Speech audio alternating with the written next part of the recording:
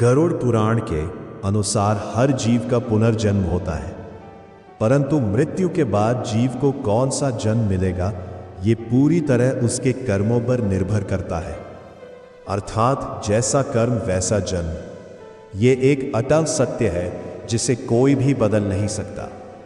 यही कारण है कि हर किसी के मन में एक गहरी जिज्ञासा उठती है, आखिर अगले जन्म में क्या हम फिर से मनुष्य बनेंगे या किसी पशु पक्षी या कीड़े मकोड़ों की योनि में जन्म लेंगे? और यदि मनुष्य जन्म मिला तो क्या हम स्त्री के रूप में जन्म लेंगे या पुरुष के रूप में? इन सब के बीच सबसे बड़ा प्रश्न यही है, आखिर किन पापों के कारण जीव को कैसा जन्म प्राप्त होता है? परंतु एक सवाल मन को बार बार झकझोर देता है, अगर सच में अच्छे और बुरे कर्मों का फल मिलता है तो फिर जो लोग सच्चाई और धर्म के मार्ग पर चलते हैं उनके जीवन में ही बार बार दुख और कठिनाइयां क्यों आती हैं? और जो लोग जीवन भर पाप करते हैं, छल कपट करते हैं, वे अक्सर सुख, धन और आराम में क्यों दिखाई देते हैं?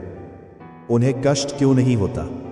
क्या सच में जैसा कर्म वैसा फल का नियम काम करता है या इसके पीछे कोई ऐसा गहरा रहस्य छिपा है? अवश्य देखें, क्योंकि जिन गहरे रहस्यों को आप जानने जा रहे हैं उन्हें बीच में छोड़ देना मानो स्वयं को अज्ञान के अंधकार में धकेलने जैसा होगा। आइए शुरुआत करते हैं यह अद्भुत यात्रा। वीडियो में की गई जानकारी बहुत ही ज्यादा रहस्य और चौंकाने वाली है, तो वीडियो के अंत तक बने रहें। आप एक छोटा सा काम कर सकते हैं, वीडियो को लाइक और चैनल को सब्सक्राइब करना बिल्कुल भी ना भूलें। गरुड़ पुराण, जो हिंदू धर्म का सबसे बड़ा ग्रंथ है, उसमें एक अत्यंत गढ़ सत्य का वर्णन मिलता है। मनुष्य इस पृथ्वी पर जो भी कर्म करता है उसे उसका फल अवश्य भोगना पड़ता है। प्रत्येक पाप की अपनी अलग सजा होती है जो समय आने पर अवश्य मिलती है।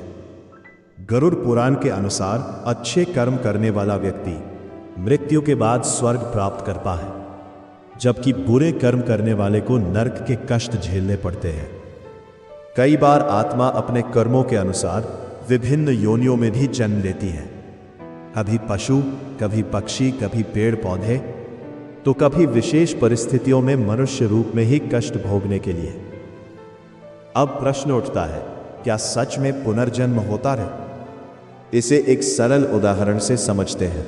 हम अक्सर देखते हैं कि कोई बच्चा जन्म से ही शारीरिक दोष के साथ पैदा होता है।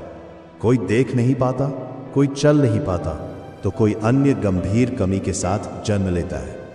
कुछ बच्चे जन्म से ही असामान्य परिस्थितियों का सामना करते हैं। शास्त्रों के अनुसार ये पिछले जन्म के कर्मों का परिणाम होता है। गरुड़ पुराण में कहा गया है कि मनुष्य को अपने पूर्व जन्मों के कर्मों के आधारित ही इस जीवन में सुख दुख मिलते हैं।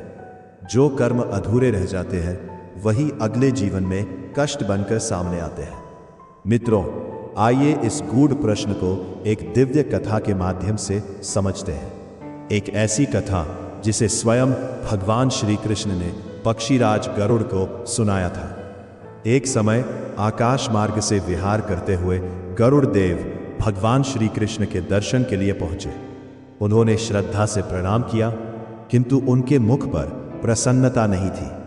आंखों में गहरी चिंता थी, मानो कोई प्रश्न उन्हें भीतर से विचलित कर रहा हो।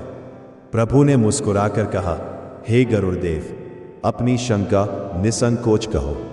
तो आइए इसी दिव्य संवाद के माध्यम से जानें आखिर कैसे हमारे द्वारा किए गए कर्म ही हमारे अगले जन्म का कारण बनते हैं। गरुड़ जी बोले, हे प्रभु, क्या मनुष्य को उसके कर्मों के अनुसार ही अगला जन्म मिलता है? यदि हाँ, तो उसे इस जीवन में कैसे कर्म करने चाहिए कि उसे श्रेष्ठ गति प्राप्त हो? फिर वे बोले, और एक शंका और है। कुछ क्षण रुककर उन्होंने अपनी दूसरी शंका भी प्रकट की, और हे नाथ, एक जिज्ञासा और है। क्या पति के साथ बैठकर भोजन करने वाली स्त्री को पाप लगता है या यह केवल एक भ्रम है?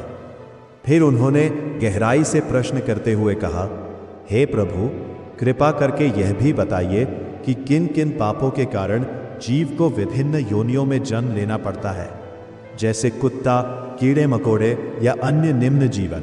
और वह कौन से शुभ कर्म है जिनके कारण मनुष्य को पुनः मनुष्य जन्म या उससे भी श्रेष्ठ गति प्राप्त होती है, और कौन से कर्म उसे अधोगति की ओर ले जाते हैं।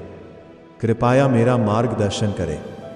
गरुड़ के इन गहरे प्रश्नों को सुनकर प्रभु के मुख पर दिव्य मुस्कान आ गई। वे बोले, हे गरुड़, तुमने केवल अपने लिए नहीं बल्कि संपूर्ण मानव जाति के लिए महत्वपूर्ण प्रश्न पूछा है। इसका उत्तर तुम्हें एक पवित्र कथा के माध्यम से मिलेगा, देवी सुदेवा की कथा, जिसमें कर्म और उसके फल का गहरा रहस्य छिपा है। प्रभु ने आगे कहा, जो भी इस कथा को श्रद्धा से सुनता और दूसरों तक पहुंचाता है, वह अधोगति से बचता है और नरक के कष्टी से दूर रहता है। इसलिए इसे ध्यानपूर्वक सुनो। यह सुनकर गरुड़ देव प्रसन्न हो उठे और बोले, हे प्रभु, मैं पूर्ण श्रद्धा के साथ इस कथा को सुनने के लिए तैयार हूं। कृपया मुझे यह दिव्य कथा सुनाएं। अब भगवान श्री कृष्ण कथा को आगे बढ़ाते हुए कहते हैं, हे गरुड़ देव, प्राचीन काल की बात है। कौशल देश में महाराज इवाकू नामक एक महान और पराक्रमी राजा राज्य करते थे। वे केवल एक राजा ही नहीं बल्कि धर्म के सच्चे रक्षक थे, सत्यप्रिय, दयालु और अत्यंत गुणवान। उनका जीवन राज सुख भोगने के लिए नहीं बल्कि प्रजा के कल्याण और धर्म की स्थापना के लिए पूर्णतः समर्पित था। उनका विवाह काशी नरेश की परम सुशील और पतिव्रता पुत्री सुदेवा के साथ हुआ था। रानी सुदेवा भी अपने पति के समान ही गुणों से परिपूर्ण थी। वे विनम्र, धर्मपरायण और अपने पति के प्रति पूर्णतः समर्पित थी। मानो उनके जीवन का एकमात्र उद्देश्य सेवा और मर्यादा हो। महाराज इवाकू ने अपने जीवन में अनेक यज्ञ किए, असंख्य पुण्य कार्य संपन्न किए, देवालयों का निर्माण करवाया, सरोवर और कुएं खुदवाए, सुंदर उद्यान और वाटिकाएं बनवाई और सदा ही साधु संतों की सेवा में तत्पर रहते थे। उनके राज्य में सुख, शांति और समृद्धि का वास था। प्रजा निश्चिंत और प्रसन्न थी। किंतु उसी समृद्ध राज्य के निकट एक घना और भयावह वन भी था, जो धीरे धीरे भय का केंद्र बन चुका था। उस वन में एक विशालकाय और अत्यंत भयंकर सुअर अपने परिवार, अपनी पत्नी और बच्चों के साथ रहता था। उसका रूप इतना विकराल था कि जो भी उसे देखता भय से कांप उठता। उसके आतंक के कारण लोगों ने उस मार्ग से आना जाना लगभग बंद कर दिया था। जब यह बात महाराज इवाकू तक पहुंची तो उनके भीतर राजधर्म जाग उठा। उन्होंने निश्चय किया कि वे स्वयं उस भय का अंत करेंगे। एक दिन महाराज इवाकू अपनी रानी सुदेवा, वीर सैनिकों और शिकारी कुत्तों के साथ उस घने वन की ओर प्रस्थान कर गए। उनके चेहरे पर दृढ़ता थी। वे पहले भी अनेक राक्षसों और भयानक पशुओं का वध कर चुके थे, इसलिए उन्हें तनिक भी भय नहीं था। वे संकल्प के साथ वन में प्रवेश कर गए। उधर जब उस विशालकाय सुअर ने दूर से महाराज को आते देखा तो वह कुछ क्षणों के लिए शांत और गंभीर हो गया। उसने अपनी पत्नी की ओर देखते हुए कहा, हे प्रिया, ये कोई साधारण मनुष्य नहीं, ये स्वयं कौशल देश के महान सम्राट महाराज इवाकू हैं। आज वे निश्चय ही मेरा अंत करने आए हैं।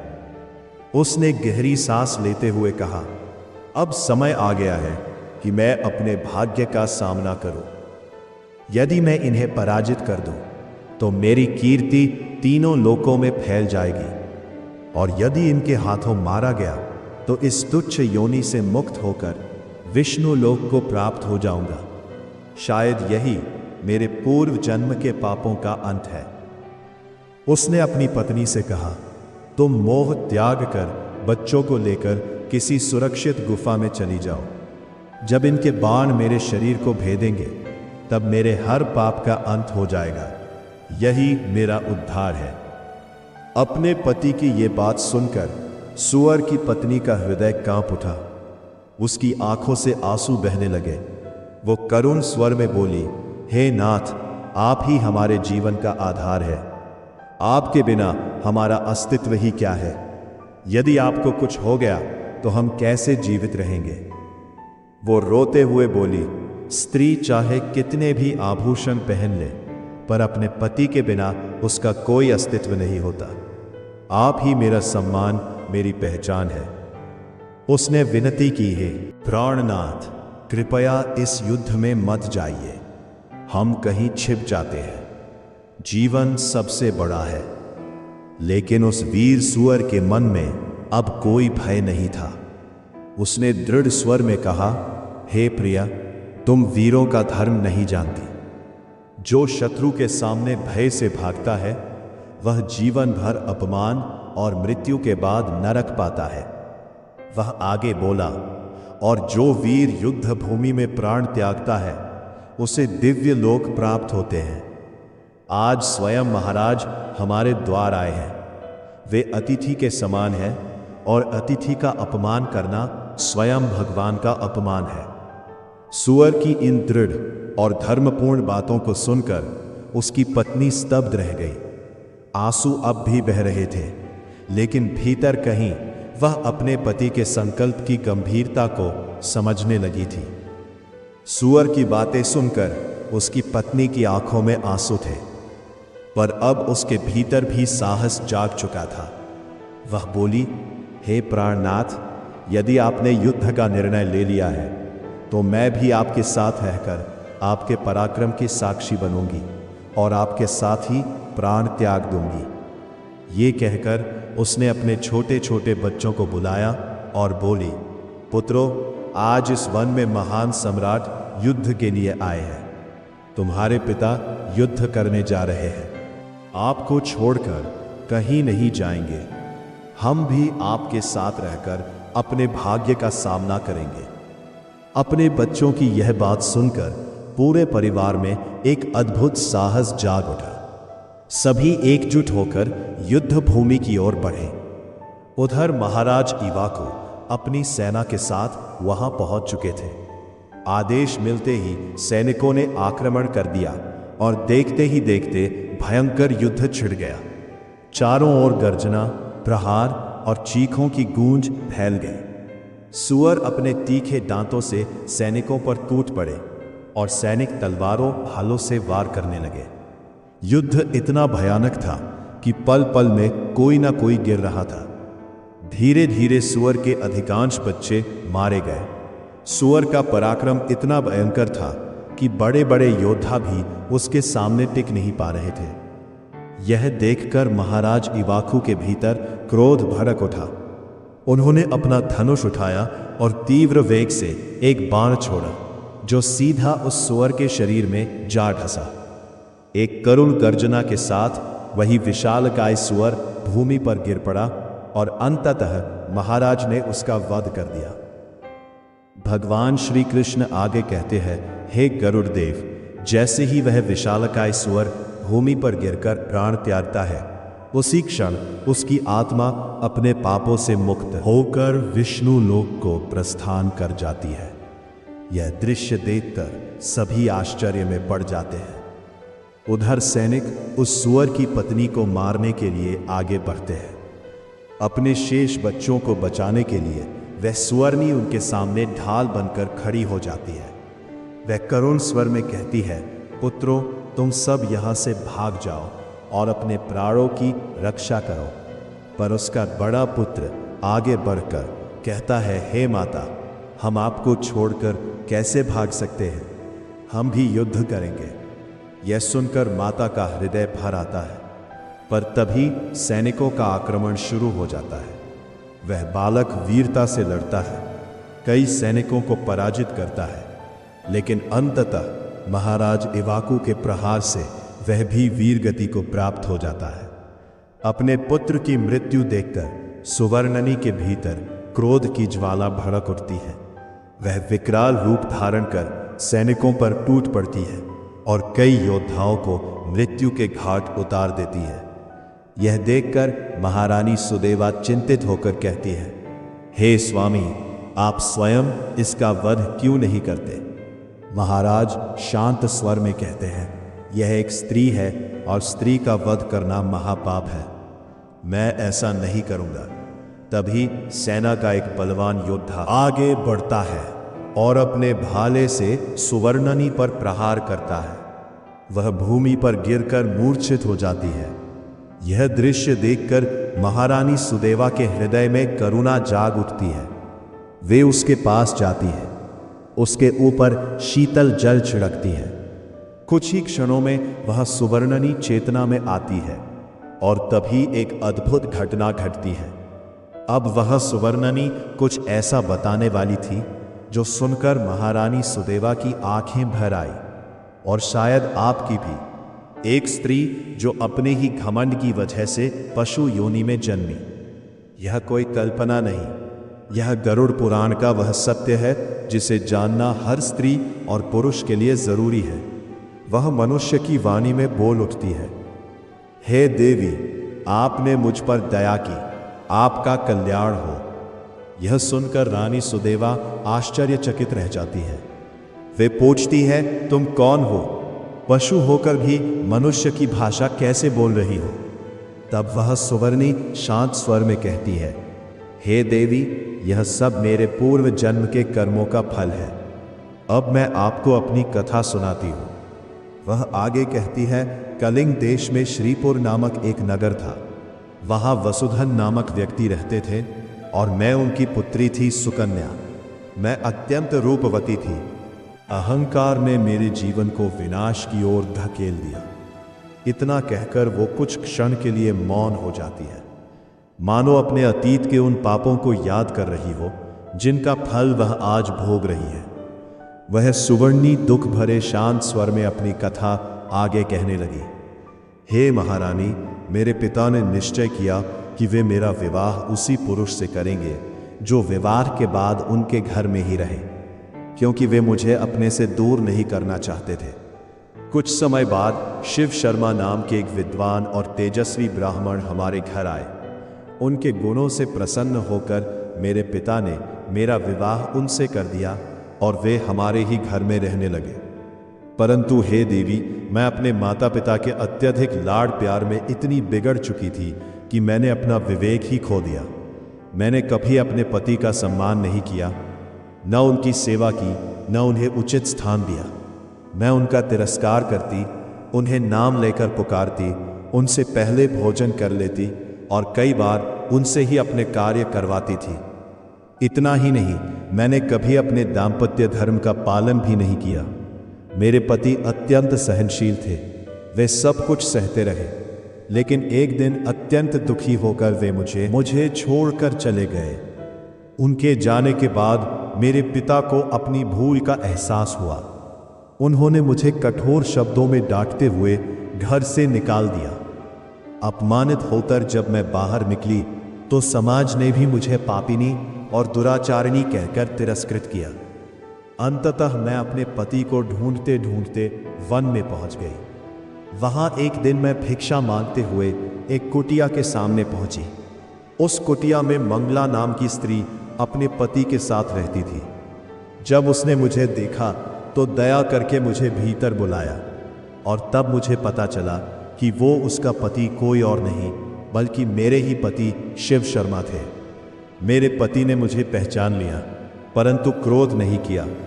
उन्होंने अपनी पत्नी से कहा, ये मेरी पहली पत्नी सुकन्या है, इसका आदर करो। मंगला ने भी मुझे स्नेह और सम्मान दिया। उसके व्यवहार को देखकर मेरा हृदय पश्चाताप से भर उठा। मैं सोचने लगी, एक ओर वो है जो अपने पति की सेवा करती है और दूसरी ओर मैं हूं जिसने अपने ही पति का अपमान किया। इसी पश्चाताप और ग्लानि में मेरा हृदय टूट गया और उसी क्षण मेरे प्राण निकल गए। मृत्यु के बाद यमराज के दूत मुझे बांधकर यमलोक ले गए। वहां मेरे पापों का लेखा जोख, कठोर दंड दिया जाए। इसके बाद मुझे भयानक नरक यातनाएं दी गई। अग्नि में जलना, तपते लोहे को सहना हर क्षण असहनीय पीड़ा से भरा था। वर्षों तक मैंने अपने कर्मों का फल भोगा और अंततः जब मेरे पाप कुछ कम हुए तब मुझे पुनः जन्म मिला। पर इस बार सुअर की योनि में यह कहते कहते उस सुवर्णनी की आंखों से आंसू बहने लगे और उसके हर शब्द में गहरा पश्चाताप झलक रहा था। वो सुवर्णनी हाथ जोड़कर करुण स्वर में बोली, हे महारानी, मैंने अपने पूर्व जन्म के सभी पापों का फल भोग लिया है। अब आप मुझ पर कृपा करें। आपके पास अपार पुण्य है। यदि आप उसका थोड़ा सा अंश मुझे दे दें तो मुझे इस योनि से मुक्ति मिल सकती है। उसकी यह विनती सुनकर महारानी सुदेवा का हृदय दया से भर उठा। वे महाराज इवाकू के पास जाकर बोली, हे स्वामी, यह अत्यंत दुख की है और अपने पापों का दंड भोग चुकी है। अब यह मुझसे उद्धार की प्रार्थना कर रही है। मुझे क्या करना चाहिए? महाराज शांत स्वर में बोले, हे प्रिया, इसके पापों का प्रायश्चित हो चुका है। अब तुम्हें अपने पुण्य से इसका उद्धार करना चाहिए। यही सच्चा धर्म है। महाराज की आज्ञा पाकर रानी सुदेवा उस सुवर्णी के पास आई और करुणा से बोली, मैं अपने 1 वर्ष के संचित पुण्य का फल तुम्हें अर्पित करती हूं। तुम्हें अति प्राप्त हो। जैसे ही ग्रह बुझत उनके मुख से निकला, उसी क्षण एक अद्भुत इस दर्शनी का माल उसके डीर से आप भीतर से एक दिव्य तेजली स्त्री से निकल गया और उसी क्षण स्त्री प्रकृत हुई। उसका रूप प्रकाशमय था। आलोक कुशों के कहा के बाद उसे सच्ची शांति मिल गई हो। उसने कृतज्ञता से भावेर प्रवार मोहाली को प्रणेश किया और देखते ही देखते वह आकाश की कोठे उड़ती हुई विष्णु लोक की दिशा में विलीन हो गई।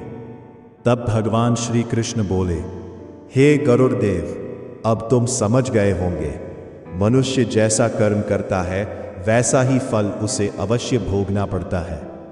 कोई भी अपने कर्मों से बच नहीं सकता। गरुड़ देव ने श्रद्धा से सिर झुकाकर कहा, हे प्रभु, कथा से बहुत कुछ समझ आया, पर अभी भी मेरे मन में एक शंका शेष है। मनुष्य किन पापों के कारण किस प्रकार का जन्म पाता है? तब भगवान श्री कृष्ण गंभीर किंतु मधुर स्वर में बोले, हे गरुड़, यह संसार कर्मों का ही प्रतिबिंब है। यहां किया गया कोई भी कर्म व्यर्थ नहीं जाता। हर कर्म चाहे सूक्ष्म हो या स्थूल अपना फल अवश्य देता है। शास्त्रों में यह भी बताया गया है कि जब जीव माता के गर्भ में होता है तब उसे अपने पिछले जन्मों की बातें स्मरण रहती है। वह अपने पापों को याद कर पश्चाताप करता है और ईश्वर से प्रार्थना करता है कि इस बार वह अच्छे कर्म करेगा और धर्म के मार्ग पर चलेगा। लेकिन जैसे ही वह जन्म लेता है उसकी वह स्मृति समाप्त हो जाती है और वह फिर से मोह माया में उलझकर संसार के भोग विलास में खो जाता है। माया के प्रभाव में मनुष्य भोग विलास, लोभ और अहंकार में फंसकर अपना वास्तविक उद्देश्य भूल जाता है। अज्ञानवश वह बार बार वही गलतियां दोहराता है और अंततः उसके कर्म ही उसके अगले जन्म का निर्धारण करते हैं। हे गरुड़ देव, अब मैं तुम्हें विस्तार से बताता हूं कि किन किन कर्मों के कारण जीव को कौन सा जन्म प्राप्त होता है। हे गरुड़ देव, अब इसे ध्यानपूर्वक सुनो। प्रभु आगे बोले, जो संतान अपने माता पिता का अनादर करती है, उन्हें कष्ट देती है, वह अगले जन्म में कछुए की जन्म प्राप्त करती है, जहां उसे लंबा, धीमा और बोझिल जीवन जीना पड़ता है, मानो अपने ही कर्मों का भार ढो रही हो। जो व्यक्ति अपने सच्चे मित्र का विश्वास तोड़ता है, उसका अपमान करता है, वह गधे के रूप में जन्म लेता है, जहां अपमान, श्रम और उपेक्षा ही उसका भाग्य बन जाते हैं। जो लोग कटु वचन बोलते हैं, दूसरों की निंदा करते हैं, और अपने शब्दों से हृदय को चोट पहुंचाते हैं। वे कीड़े मकोड़ों की योनियों में गिरते हैं, जहां ना सम्मान होता है ना स्वतंत्रता, केवल तुच्छता और संघर्ष होता है। वे बोले, जो मनुष्य छल कपट से धन अर्जित करता है, दूसरों का अधिकार छीनता है या उधार लेकर लौटाता नहीं, वह निम्न योनियों में जन्म लेता है और अभाव, अपमान तथा निर्भरता का जीवन भोगता है। जो धर्म का उपहास करता है, ईश्वर में श्रद्धा नहीं रखता और शास्त्रों का अपमान करता है, वह कुत्ते का जन्म लेता है, जहां उसे दूसरों के टुकड़ों पर जीवन बिताना पड़ता है और उसका अहंकार धीरे धीरे टूटता है। भगवान ने आगे कहा, चोरी करने वाला तोते के रूप में जन्म लेता है। जो व्यक्ति पराई स्त्री के साथ संबंध बनाता है, वह पहले नरक की कठोर यातनाएं सहता है और फिर अनेक योनियों जन्म लेकर अपने कर्मों का दंड भोगना पड़ता है। प्रभु की वाणी और गंभीर हो गई। जो व्यक्ति दूसरों को धोखा देता है, अपनी चतुराई से लोगों को ठगता है, वो पहले नरक में पीड़ा सहता है और फिर उल्लू के रूप में जन्म लेता है, जहां अंधकार और एकांत ही उसका जीवन बन जाता है। माना जाता है कि हमारे कंठ में मां सरस्वती का वास होता है, इसलिए जो लोग गाली गलौज करते हैं, कटु वचन बोलते हैं और दूसरों का अपमान करते हैं, उन्हें अगले जन्म में बकरे की योनि प्राप्त होती है। जो अपने बड़े भाई या गुरुजनों का अपमान करता है, वो पक्षी योनि में जन्म लेकर भटकता रहता है और वर्षों बाद ही उसे फिर से मनुष्य जीवन मिलता है। फिर प्रभु बोले, जो मनुष्य बिना आवश्यकता के हिंसा करता है, केवल स्वाद के लिए मांस का सेवन करता है और निर्दोष जीवों की पीड़ा को नहीं समझता, उसे अगले जन्मों में उसी प्रकार के कष्ट सहने पड़ते हैं। कभी वो स्वयं पशु बनकर वध का भय झेलता है, तो कभी रोग और पीड़ा से ग्रसित शरीर प्राप्त करता है, क्योंकि जो पीड़ा वो दूसरों को देता है, वही किसी ना किसी रूप में उसके पास लौटकर अवश्य आती है। अंत में भगवान ने अत्यंत गूढ़ सत्य उठा होगा। यदि किसी पापी को नरक में उसके पापों की सजा मिल चुकी है, तो फिर अगले जहां वह 28 से भी अधिक प्रकार की भयानक और कठोर यातनाएं सहता है, तो फिर अगले जन्म में भी उसे कष्ट क्यों सहने पड़ते हैं? यानी जब किसी जीव की मृत्यु होती है और उसे उसके कर्मों के अनुसार नरक में भेजा जाता है, क्यों उसे पुनः गरीबी, रोग, दुख या विकलांगता जैसी पीड़ाएं झेलनी पड़ती हैं? क्या भगवान एक ही अपराध की दोहरी सजा देते हैं? लेकिन ठहरिए, ये पूरी सच्चाई नहीं है।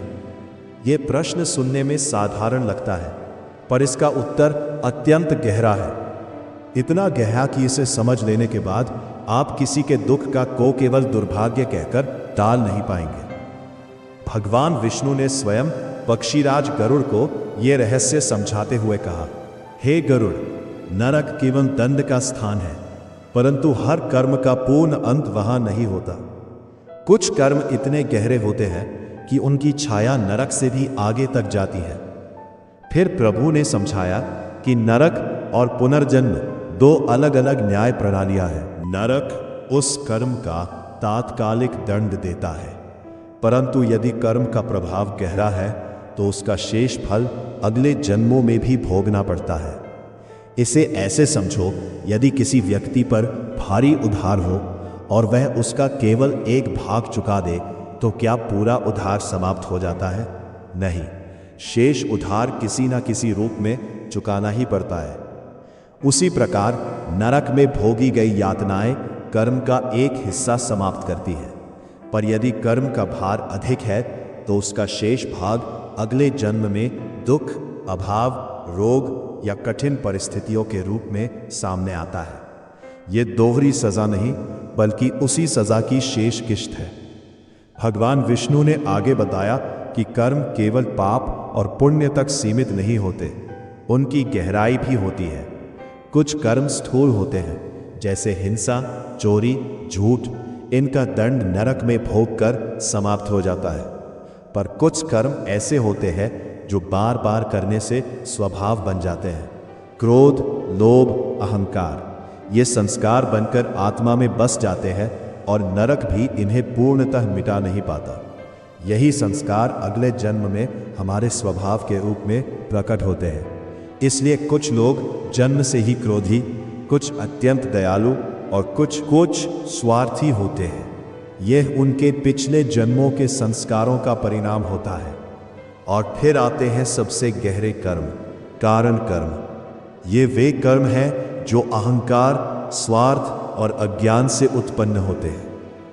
जब मनुष्य स्वयं को ही सर्वोपरि मानने लगता है और धर्म, ईश्वर तथा दूसरों को तुच्छ समझता है और खुद को सर्वज्ञानी कहता है, ऐसे कर्म इतने गहरे होते हैं कि ना नरक उन्हें पूरी तरह समाप्त कर सकता है, ना एक जन्म उन्हें खत्म कर सकता है। इनके कारण आत्मा को कई जन्मों तक भटकना पड़ता है। इसे एक दृष्टांत से समझो। एक राजा था, शक्तिशाली और समृद्ध पर अत्याचारी। उसने अपने जीवन भर प्रजा को कष्ट दिया, निर्दोषों का धन छीना और कभी पश्चाताप नहीं किया। मृत्यु के बाद उसे नरक में कठोर दंड मिला। पर जब उसका लेखा पुनः देखा गया तो पाया गया कि उसके भीतर का अहंकार अभी भी शेष है। तब उसे पुनः जन्म लेना पड़ा, इस बार एक निर्धन और पीड़ित परिवार में, जहां उसे वही कष्ट सहने पड़े जो उसने दूसरों को दिए थे। और सबसे बड़ी बात, उसे यह भी स्मरण नहीं था कि वो यह सब क्यों भोग रहा है। यही कर्म फल का गढ़ रहस्य है। हम भूल जाते हैं पर कर्म कभी नहीं भूलते। गरुड़ देव यह सब सुनकर गंभीर हो गए। तब भगवान विष्णु ने करुणा से भरे स्वर में कहा है, गरुड़, यह व्यवस्था केवल दंड देने के लिए नहीं बल्कि आत्मा को शुद्ध करने के लिए है, और इसका एक मार्ग भी है, मुक्ति का मार्ग। प्रभु ने आगे बताया, स्थूल पापों से मुक्ति प्रायश्चित और दान से होती है। जिससे आपने अन्याय किया उसे क्षमा मांगो, जो लिया है उसे लौटाओ।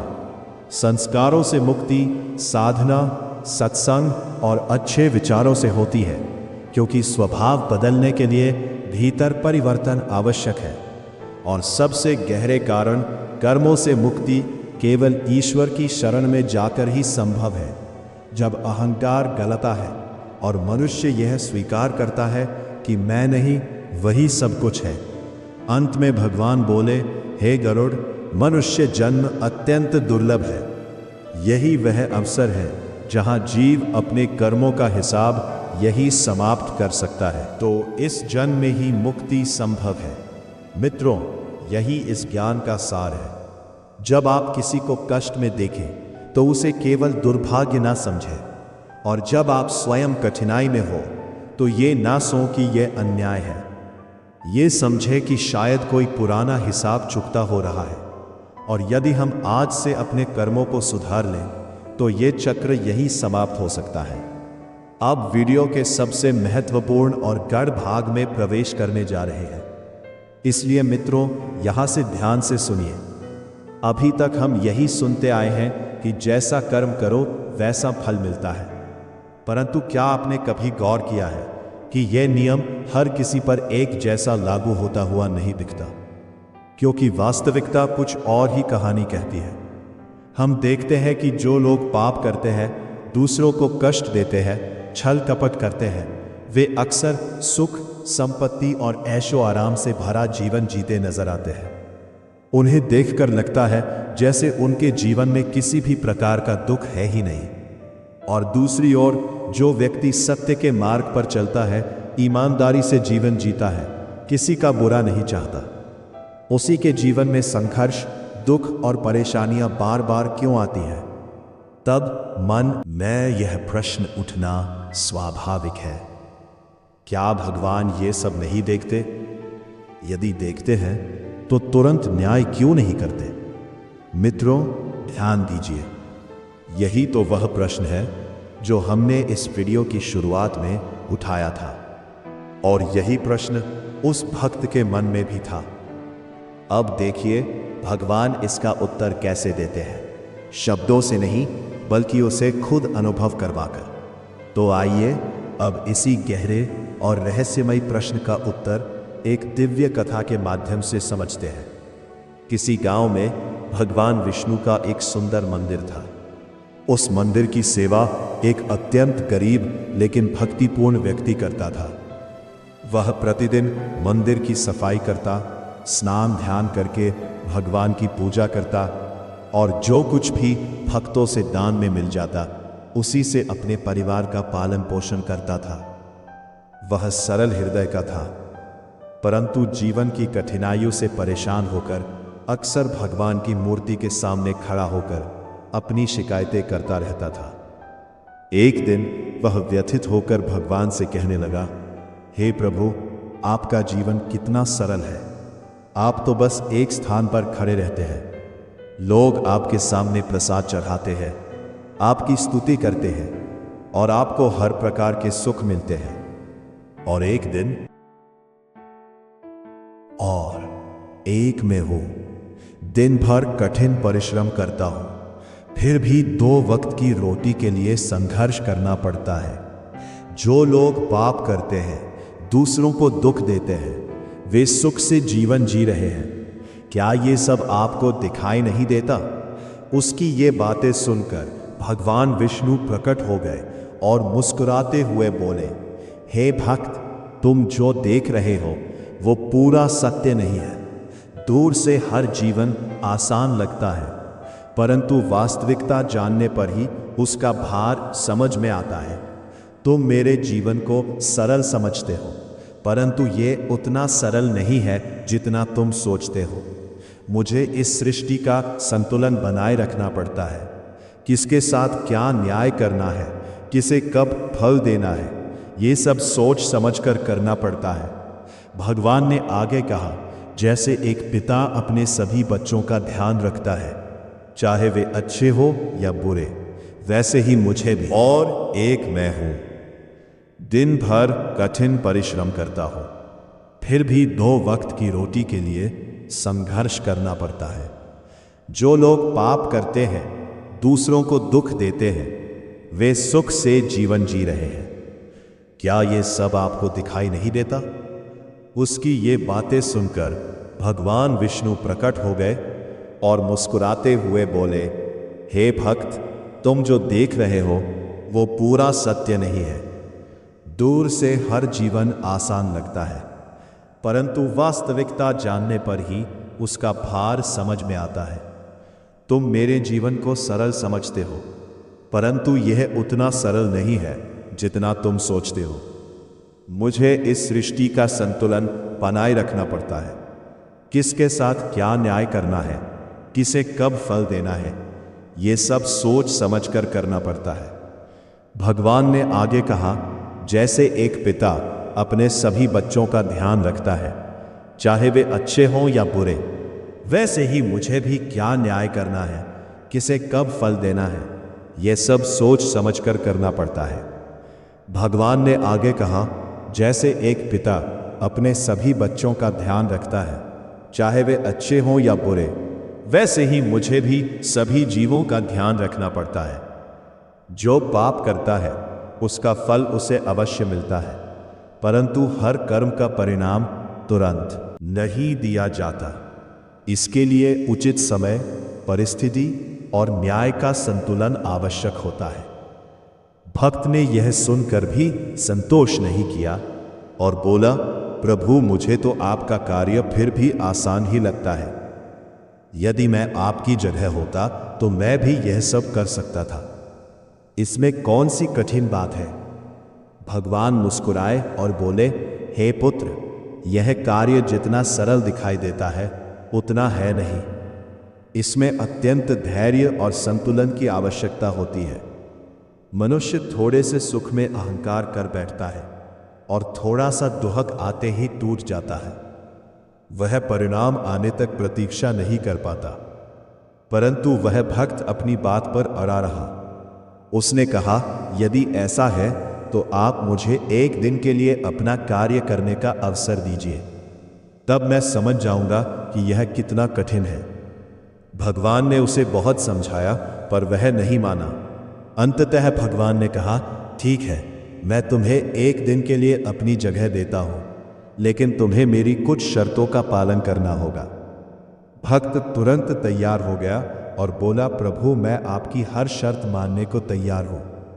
तब भगवान ने कहा, सुनो, मंदिर में रोज अनेक लोग आएंगे, जिनमें अच्छे भी होंगे और बुरे भी, क्योंकि भगवान पर सबका अधिकार होता है। जैसे एक पिता अपने अच्छे बुरे सभी बच्चों को स्वीकार करता है, वैसे ही मुझे भी सभी को स्वीकार करना पड़ता है। परंतु ध्यान रखना, तुम किसी के कर्म का फल तुरंत नहीं दोगे, केवल देखोगे और धैर्य रखोगे। यहीं से उस भक्त की परीक्षा आरंभ होने वाली थी। भगवान ने उस भक्त से कहा, हे पुत्र, जब तुम मेरी जगह खड़े रहोगे तो तुम्हारे सामने अच्छे बुरे सभी प्रकार के लोग आएंगे। कोई तुम्हारी स्तुति करेगा तो कोई शिकायत भी करेगा।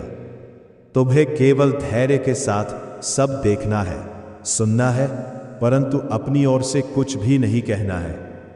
भक्त ने तुरंत कहा, प्रभु, मुझे आपकी सभी शर्तें स्वीकार हैं। अगले ही क्षण भगवान ने उसे एक दिन के लिए अपनी जगह स्थापित कर दिया और स्वयं सेवक बनकर मंदिर की सेवा करने लगे। अब वह भक्त भगवान की मूर्ति के रूप में खड़ा सब कुछ देखने लगा। कुछ ही समय में एक धनी व्यापारी मंदिर में आया। उसने हाथ जोड़कर प्रार्थना की, हे प्रभु, मैंने करोड़ों की लागत से एक बड़ी फैक्ट्री बनाई है, कृपा करके उसे सफल बना देना। इतना कहकर वह जल्दबाजी में चला गया, परंतु उसका पैसों से भरा बटुआ वहीं गिर गया। थोड़ी देर बाद एक अत्यंत गरीब वहां आया। उसकी आंखों में चिंता थी।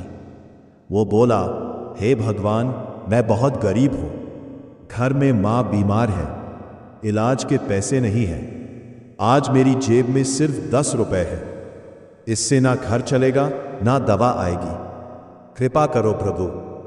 इतना कहकर वो जाने लगा। तभी उसकी नजर उस बटुए पर पड़ी।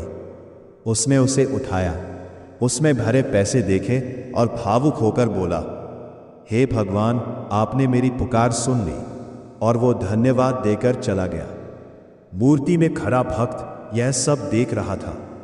उसके मन में आया कि वो उस गरीब को रोके, पर उसे भगवान की शर्त याद थी, उसे चुप रहना था।